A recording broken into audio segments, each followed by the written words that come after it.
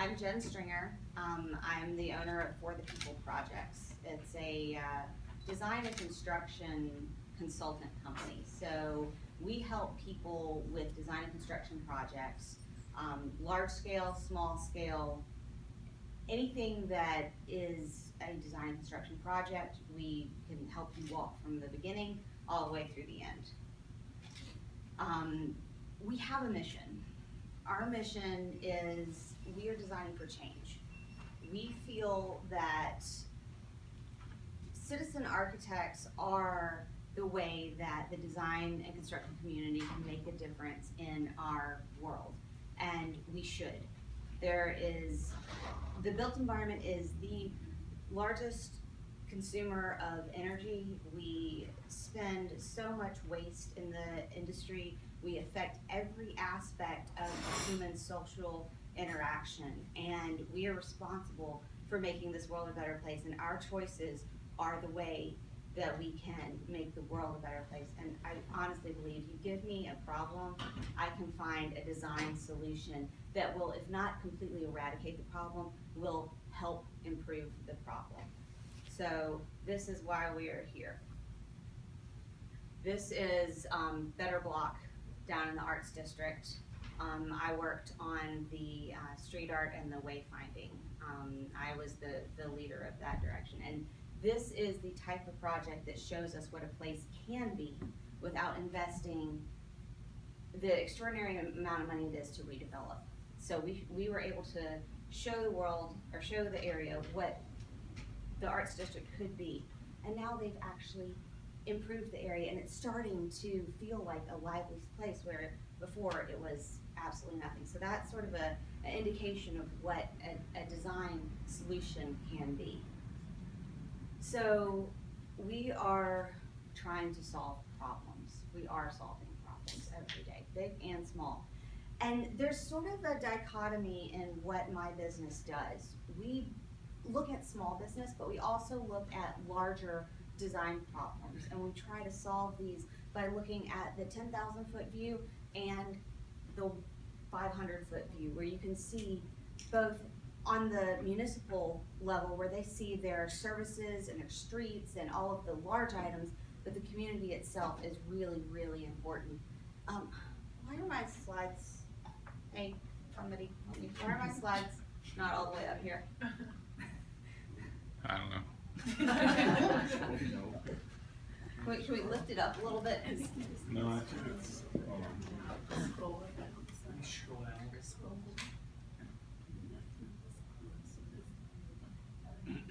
There we go.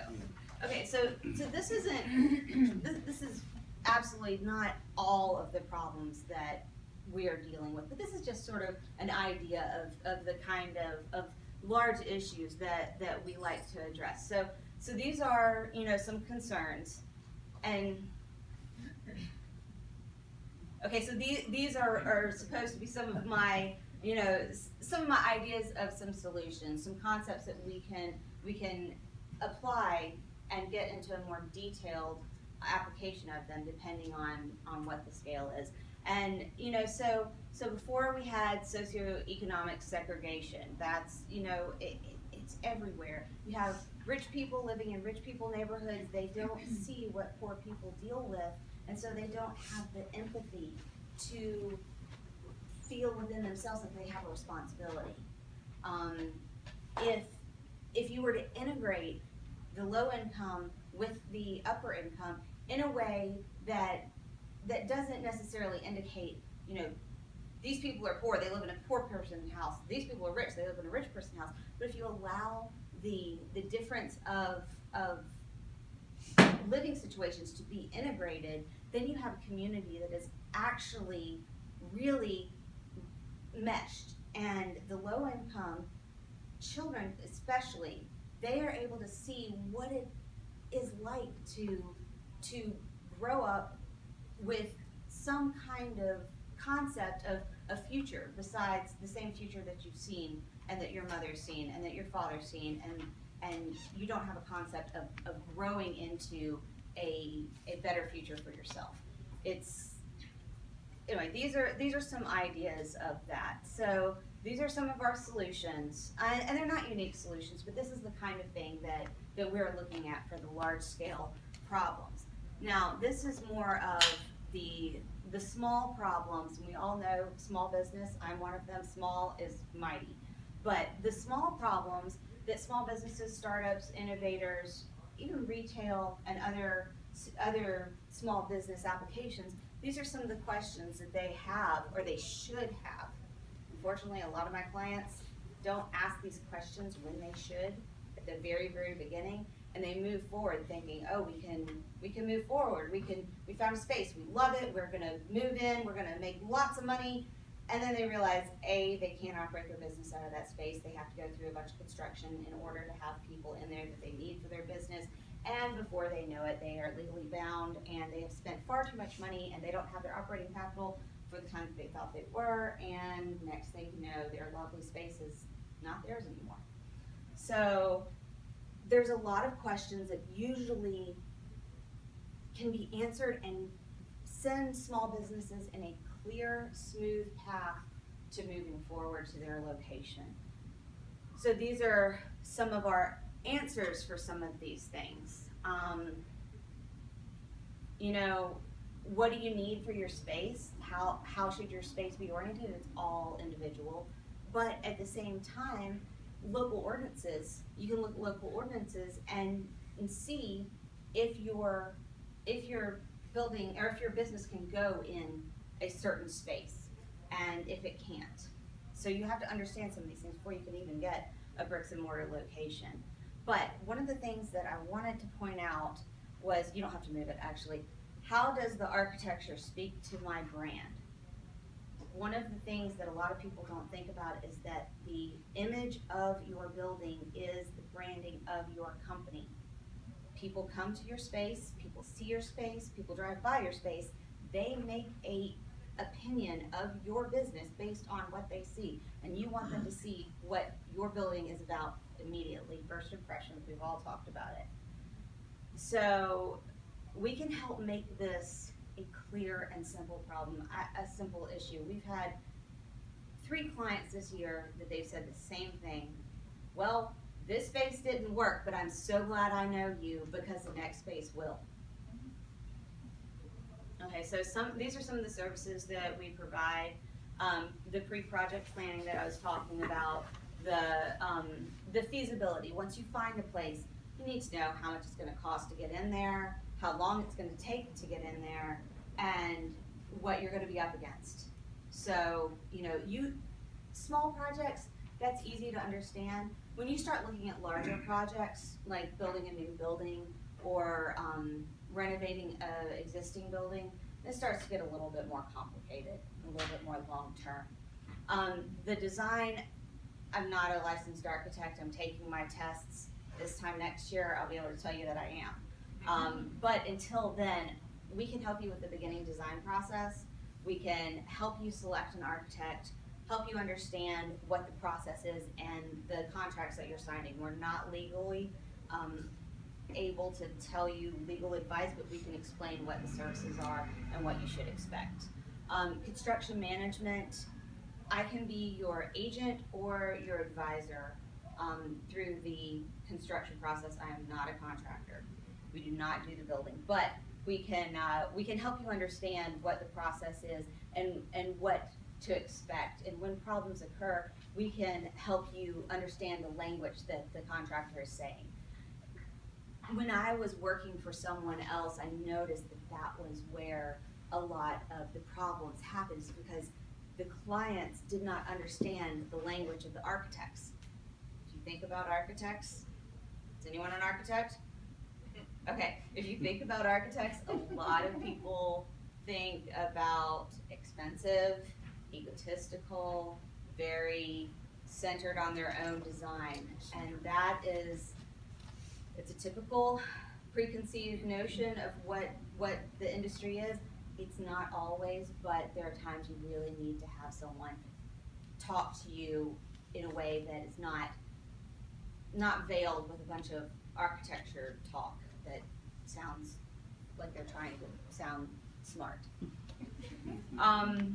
When it's time for you to occupy your building, if you have an existing location and you're moving, you have a lot of stuff, you have a lot of people, you wanna keep your business going, we can help you do that. And branding, I talked about it before. If you have a specific feel or a brand that you need to have run through every space you have and every image you have on the internet, and it is who your company is, you need to reflect it in your architecture, and we can certainly help you do that. So the way we work is really simple.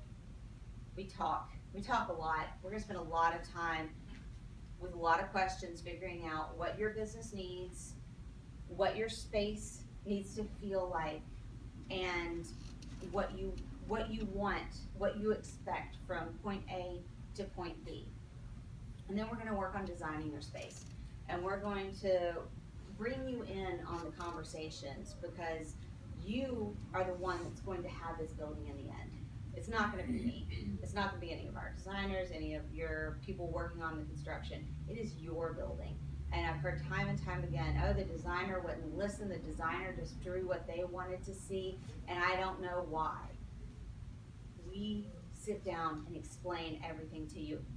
It's not difficult. A lot of people just don't take the time to explain it to their clients. So we talk through the design process, we help you with the construction process, and then we help you occupy the building, and hopefully you see lots of success and we'll do it again. So I've been in business for, officially it's been a year, but I left my day job in May of last year. So it hasn't been a really long time, but I've been formulating this idea for a very, very, very long time. Like I said, I've been in the industry for 12 years, and it's been there in the back of my head for a long time, but I came up with something new.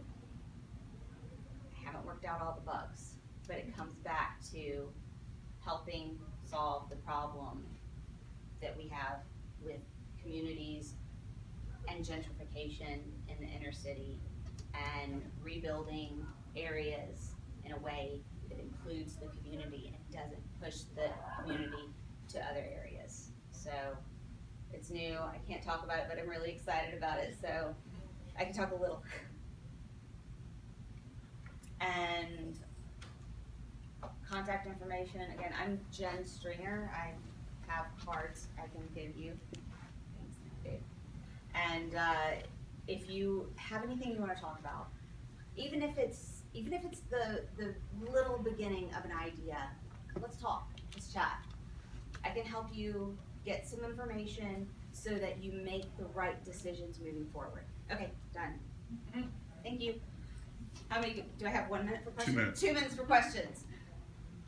Anybody? I have a question. Trying to understand exactly what it is that, I mean, I've got the gist of what it is that you do. So you're sort of like the middleman between the client, the architect, the client, and the builders, and so forth.